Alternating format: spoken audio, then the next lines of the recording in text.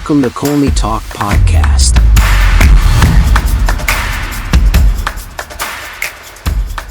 Hello everyone, hope you're doing well. Welcome to another exciting episode of Colney Talk Podcast, your bite-sized breakdown show. I'm your host Alex. First-time listeners, glad to have you here. And to my returning guests, thank you for sticking with me. As always, to talk a bit about the Arsenal match and pick out my top 3 players who shined and one player not good enough I get to call out.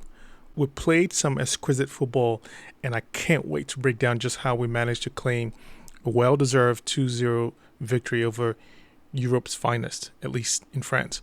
It was an absolute show of grit, composure, and intelligent football, something that Mikel Merino has been steadily building with this team. The Emirates crowd was rocking, and the players fed off that energy, delivering a display that was as mature as it was inspiring. Watching through the screens, the Gunners demonstrated tactical superiority and attacking intent. Yeah, there were a bit, asterisks that you can put in there. But this all-around strong performance gave Arsenal a well-earned win against PSG. And yeah, I felt comfortable with the way they played this game. So let's dive right in. I got to say, the role the crowd played last night. Emirates under the lights. It's a special place. We've not been here in a while. The atmosphere didn't disappoint. It was nothing short of electric. And, a bit of credit to PSG fans, but that's not what you're here for. The fans were the 12th man, urging the team forward at every chance.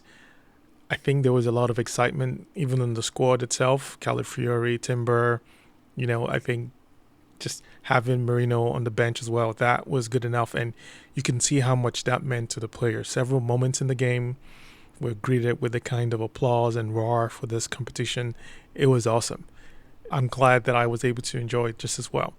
Arsenal showed a sense of responsibility and togetherness that was remarkable. PSG, even though they didn't have Dembele, which to me was that asterisk, they had some other dangerous players in their lineup, and that too made them not pushovers. They had quality players, and that just one omission didn't. It made an impact, but I think we were able to manage that. They had good pace, they had intent in every counter at every turn, and the way that they were positioned to play, it was slight margins that would have left us exposed, because it was a lot of that high press, and then they'll counter with their pace, which we had that, but not necessarily in the amount of forward players that PSG had, from that midfield. But they just couldn't break through our fortress. The shape we held, the balance between aggression and patience, this was a side that we knew exactly how to control based on the training and how they prepared for the game. And it went back and forth, not from end to end per se, but just enough to keep a lot of excitement in the game. We played really well and had that control off the ball a lot more, especially.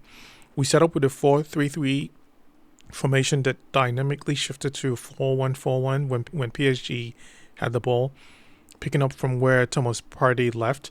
Mikel Merino, finally back on this. Finally to see him in Arsenal shirt in the squad in a game. Yeah. What a fresh of breath air there. Making his debut was at the base of our midfield, and it was a nice debut. He looked incredibly composed, stepping in to break up PSG's attacking moves while also keeping our defensive awareness at the expected standard.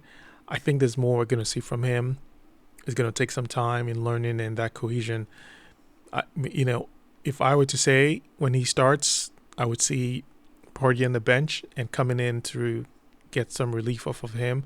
That's definitely going to be a good way to manage this team until we get, Odegaard and, the squad fully integrated the way that we hope going to the season. In terms of the numbers, Arsenal had an XG of 1.2 compared to PSG's 1.28, courtesy of Footy Stats, underlining how evenly matched they looked. PSG had a decent stat from possession, total shots, to more corners than Arsenal. And that showed how much, effect they had going forward when they had it. We limited them to speculative efforts, and those few efforts were quite a threat. And, it ventured into a few areas in our third, and we promptly snuffed it out with Timber, Big Gabby, Saliba, and Calafiori. I mean, they were defensively immense, and that, are the kinds of performance that makes you just realize just how complete we are in the back line, and will continue to be, especially with our backups to that. Seeing that we're hearing good news of Tomiyasu coming back and getting himself game fit. I mean, Declan Rice as well, as far as midfield goes, alongside Partey, worked well to keep the pressure off the middle.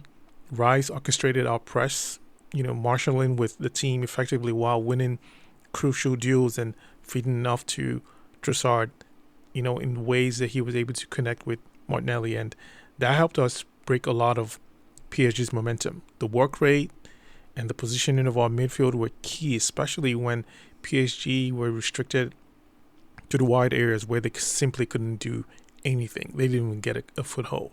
It was later in the game, even though they had possession as much. The heat map showed that PSG struggled to penetrate our defensive third. While they came into the flanks, it wasn't that much effective. And with much of their play, just isolated on the flanks, largely to we had set up, staying just having the ball in front of us. We were just very comfortable off the ball, having them try to create something, but it wasn't much. Another aspect worth noting is our flexibility in-game. Arteta's tactical setup was great. He understood when to press, when to drop off, and how to exploit PSG's weakness. And in-game awareness is key because PSG, they are a force to reckon with. They're a team, one of Europe's best, and there's a reason why you have to be very tactical in managing them. Our pressing was targeted, forcing errors in their defensive thirds with a bunch of throw-ins on the right, because the way Saka, Timber, and Odegaard came in to press in that area of the ball, we didn't give them any room to grow out or build any few pass combinations. And it really was evident from their struggles to get anything going centrally. It forced them wide, where we were able to lock things down, except a few moments in that first half where, Mendes got away and, had won a few shots. But after that, we knew how to correct the game situations. The work from our fullbacks, I mean, Timber, Calafiori, that was they were hugely part of our success. Calafiori, for instance, showed his defensive prowess and also offensive awareness, overlapping and sliding up front, showing attack, while also being disciplined enough to track back and help contain PSG's few dangerous counters. On the right side, Timber, come on. I mean, playing brilliantly, adding an extra oomph in the midfield, allowing Saka to dominate in key areas. Yeah, they came up under the bright lights. They showed up well. While we were superb defensively, we also created enough opportunities to have scored a couple more. Havertz's goal and Saka's set-piece goal were the highlights, but there were other big chances that just didn't find the back of the net. Martinelli had a great opportunity, but he couldn't quite get a good angle to finish it right. It just went straight to Donnarumma's, standing up to palm it. Another moment as well for the game came from Trossard, who had his close shot test Donnarumma's best reflexes, and that was those instances that we could have, slotted another goal in, but it wasn't an easy moment. But these were player moments that showed up, and it was a reminder, as far as Trossard goes, that his playmaking ability is crucial in this current squad setup, and I think it's a good problem to have in a way wherein we have everyone back and we're going to figure out what to do with him, but all in due time because we need each and every player. We also saw the introduction of Miles Lewis-Skelly making his Champions League debut. He came on late, in the game, but showed great composure for young talent. This is something many of us, including me, was really proud of. And it's more evidence to academy players of what to do, how to look up and be inspired with these players that they've grown up really close to. And It's a really promising sign for the future of the club and the players that we continue to try to maintain and recruit as far as having the Arsenal DNA. So that was just much of the game within the first and second half. But let me just talk about my top three performance who were for me just so influential last night. First up, Kai Havertz. It just finally feels that he is in his groove in this Arsenal setup. I just feel like he needs some rest so we can get even the best out of him. But for now, he's doing enough. Hopefully, there's relief a little bit for him to get subbed off.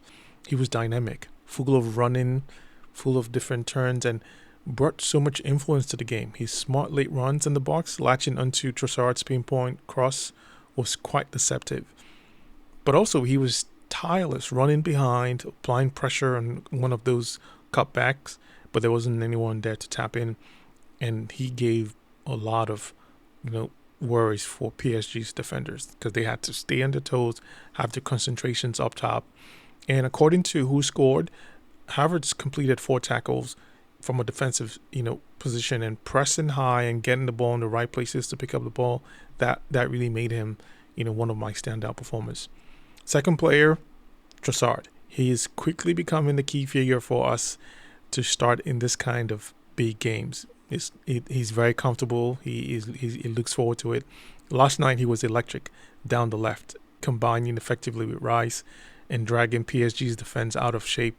Trossard's assist for Havertz's goal was inch perfect. That was great. I didn't even imagine. I thought he was making that cross to Saka at the time.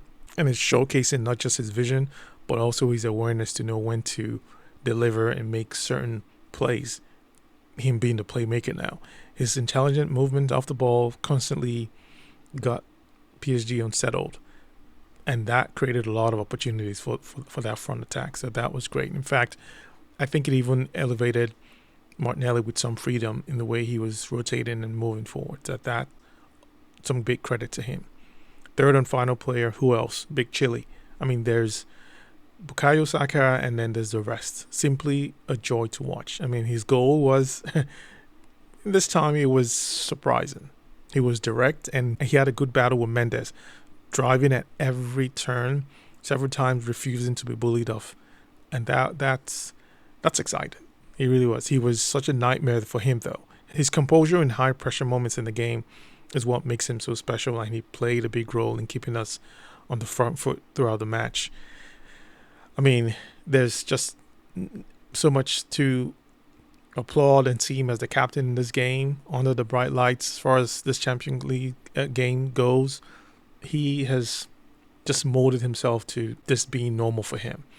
The final 15 minutes were a clinic in game management. PSG tried to throw numbers forward, but we stayed compact, made smart decisions with the subs, and denied them any sort of momentum. I was more encouraged to see players like Kivior come in and do the job exactly how we expected. And he did that in all 45 minutes and plus. And that's exactly how that's the feeling we would have when you can see the signs of a great squad. So that's a lot of positives there. No odd player for me. The team came in, did the job, handled things very well. PSG had a few lucky moments to get in on the score sheet, but it was close, inches wide, crossbar save, but that was pretty much it. So, nothing to really talk more beyond that. This win was not just about the result. It was a good statement. I think we will need more of that, especially when we're playing away. The control and the bravery from this team was something that was genuinely excited because we knew we were coming up against a big team here. We controlled the game after 2 goals, and more importantly, we played the kind of football that was necessary to win the game.